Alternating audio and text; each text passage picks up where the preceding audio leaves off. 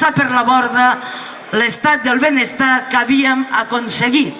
Parlo de sanitat, parlo d'educació, parlo de prestacions socials. Pretenen que continuem mantenint uns impostos a nivell de Suècia i que a canvi no rebem cap prestació social. Pretenen que als treballadors i treballadores se'ns vagi rebaixant cada dia salaris i prestacions, se'ns apugin les despeses i continuem mantenint el país. N'estem farts dels rescats a la banca, mentre els ciutadans hem de nedar amb una pedra al coll.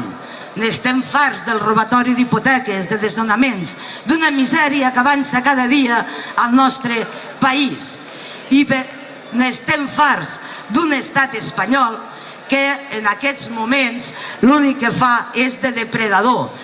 En aquests moments i sempre, que ens sagna, que dia a dia pretén xuclar-nos allò que ens vagi deixant quedar. I per què n'estem farts de tot això? Perquè ara és el moment de decidir-ho. Companys i companyes, no volem estar-ne més farts.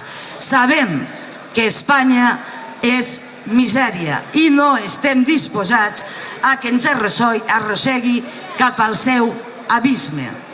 Avui serem milers i milers els que sortirem al carrer aquesta tarda per cridar independència, per decidir que Catalunya ha de ser el proper país d'Europa, el proper estat d'Europa. Però, recordem, la independència no és un llençol en blanc. La independència no vol dir canviar d'amo.